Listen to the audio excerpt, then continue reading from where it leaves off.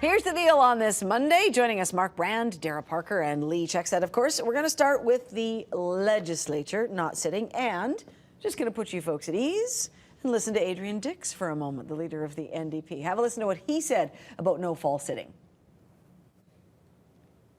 Today in the legislative calendar is the day that we should be starting a fall session. This year, the legislature has sat for 36 days, essentially passed no legislation. Last year, 47 days. And this has gone on now for a number of years. Significant issues facing our province have been lost. In 2010, it was the Olympic year. In 2011, it was a new premier. In 2012, I don't know what the excuse was by the Liberals. In 2013, we have this situation. Significant commitments made by the government during the election campaign, and significant contradictions facing the government now. Okay, he's mad as heck and he's not going to take it anymore. How about you, Dara Parker? I think making $101,000 a year for 36 days of work is good work if you can come by it. So yeah, I'm a little frustrated. I think they should be back. They're working in their own districts, though.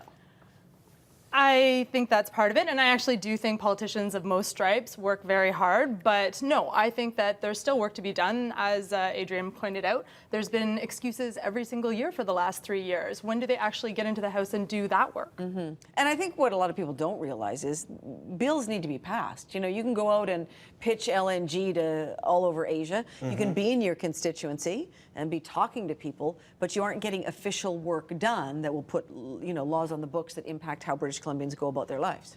I don't know. I think we're jealous of our neighbors to the south. Is that what happened? We're just like, they're not doing it, we're not doing it, forget about it, we'll figure it all out together? No, we actually started it before they did. Oh, right. You know, you could say they're copying us. There you go. Again with this stuff. Get back to work. Mm-hmm. Get these bills passed. We have a lot of legislation that's overdue. It really needs to get before the House and passed. There's so much stuff that is really keeping us from doing a lot of good stuff. So. Well, there is. And you know what happens is I think it's a little bit like procrastinating. You know, you can sit back, and then all of a sudden something big comes up and you're like, oh crap, we're scrambling now. You know, if you've got some of the business of government handled, it's done, set aside, finished. People can move on, decisions can be made, ministries can be changed, rules can be changed, family and children, those kinds of things. I think it needs to take priority number one, get your job done. That you got elected to do this. You got elected to very specifically put these things through, get them done. I think a lot of the lawmakers would like to be there.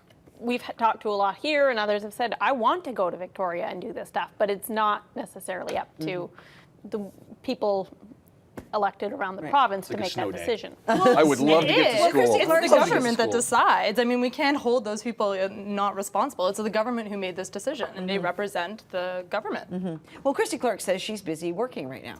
She's busy working on LNG, so that's one portfolio. And I want to know about all the other ministries that that take place. Where's that work happening? Are we taking a break just because of LNG projects? And didn't that get announced yesterday and today? Isn't that done with now? Are we good to go? No, we're not. Okay. All right. Do you think if the NDP had won this election, there would be a fall sitting in full session? With Adrian Dix's sneer on that last camera, I'm pretty sure there would be, or he's going to tell you there would be anyway. Yeah, $1 million question, but my sense is yes. I mean, I think that the NDP would have come in and they would have had an agenda, and so they would have wanted to get some stuff done. I agree. Put they would numbers have had, on the board. Yeah, they would have wanted to get themselves in and their own ideas across, so they would have done it. Repeat government, to sort of borrow a sports term, repeat. Maybe a sense of entitlement, you know? There you go. We can run the show the way we want to. The other one, interesting, you brought up the salary and how long that was. How many games do you play in the CFL for $101,000, right? Break that down per game. What did that cost the taxpayer today? Yeah. 300, 400 grand? Get back to work. I don't know. All right, sounds good. Residential school polls. You know, this has been really an interesting ongoing situation because there has been a lot of discussion in the Native community over the last few weeks. The Reconciliation Commission doing some work. There was a big event in Vancouver, and a lot of former residential school students got to speak. The wounds are so deep on this, and I don't know about you guys, but I think they've become generational. They have. All those stories get passed forward, right? And the thing about it is remuneration based around this is not going to solve anything. And the people I've talked to directly from Coast Salish community about these issues don't think that money solves anything. It's about talks. Yeah, so interestingly, Insights West just did a poll, data released today. 42% of society as a whole needs to, 42% the people polled believe that society as a whole needs to do more to help those who were part of the residential schools. Are you in that 42%? Should we be doing more? Yes, absolutely. I also fit into the demographic of the age cohort who's most supportive of this, which is 18 to 34-year-olds. Just on the cusp, but I am 34, so I made it. Nice to squeak under that one. Yeah, so Well I'm played. part of that group, and absolutely, and that's evidenced by how many present-day issues exist in these communities, and it's across Canada, no matter where you look. We see lower rates of education, higher rates of addiction, broken families, and this cultural memory that gets passed on through generations, and it's not that long ago.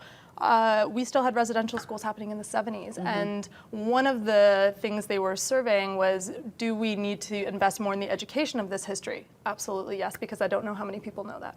No, that's a really good point. You know, we tend to wipe those things clean. We want to say, oh yeah, well, we paid you and we've talked about it and let's just move on. But that's a really good point about education so that it doesn't happen again. Absolutely. Not to get what I was trying to say earlier wrong. Investment in education, investment in programs, investment in the community in general needs to happen. But I don't think that this specific targeting of let's look at these people in this real realm, that this was this and let's wipe it clear. I think that's exactly what it would do, is wash it and feel like we've come up with a solution. There is not that. Well, yeah, we try to do that with money. You know what I thought was interesting? 49% of those polled in higher income brackets were opposed to more money, to more compensation. They still thought there should be education and apologies and conferences and that sort of thing, but not the financial compensation. Yeah. And I have to disagree. Well, I think that it's a combination of both. I think you need both pieces. If someone's had a severe wrong to them by their own government, an imposed government, but a colonial government that included sexual abuse, physical abuse, being taken away from your family, why should there not be financial compensation for this? I mean, we compensate veterans when they come back injured. Yeah, well, there has been compensation. Yeah. We're talking potentially Continued. more compensation. And you know what I think? I think for the Aboriginal communities, they have a real, I don't want to call it a PR problem, but there's an image problem for Aboriginal communities. You know, if you grew up in BC, if you're familiar with Native peoples in British Columbia, that they live on reserve land, they don't pay taxes, they're all alcoholics, and it's just a whole stereotype. And so people... Did that make anybody else sick when you just running through that out loud? That made me physically ill that you said that. And not that it's you saying it, but there is that still that stereotype. blockheaded nonsense that is alive. Exactly. It's gross. And I think for a lot of people... No problem. But it's because of what you said. It's because of the imposition of a colonial government who said, we want all your land and everything, and you don't really belong here. We're better and smarter and richer than you. Skip me again. You're doing it again.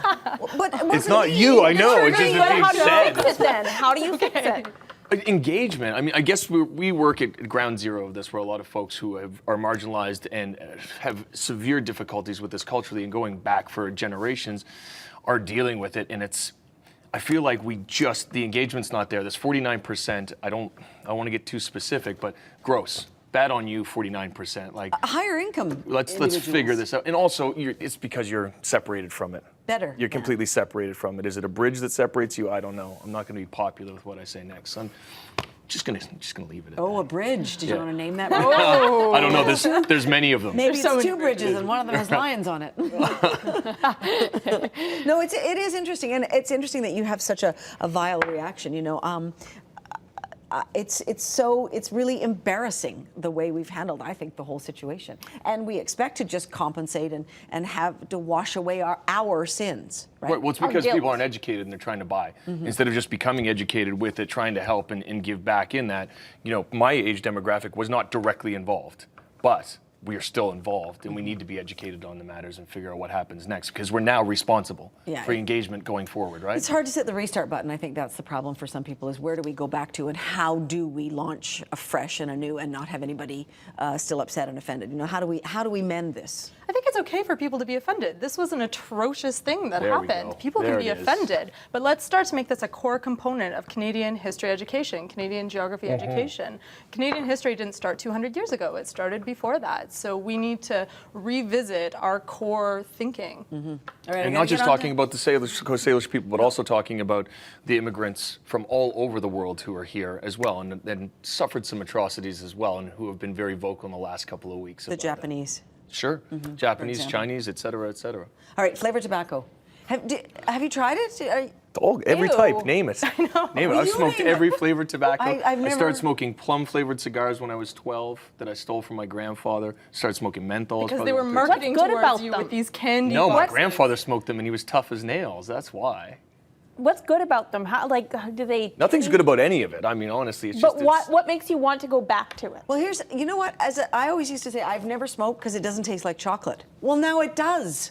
With a nice, Did you actually with say like that? a billow of You smoke in it. Who Yeah. wants their chocolate with a side of smoke? I don't. no, so I don't smoke them. There's my Right. full disclosure. But I So can't imagine why I would want to. Should tobacco companies not be allowed to sell, fruity, kitschy flavors? I think they shouldn't be allowed to market them to kids. How are they And marketing them to kids? Well, Tell the me. boxes do look like candy.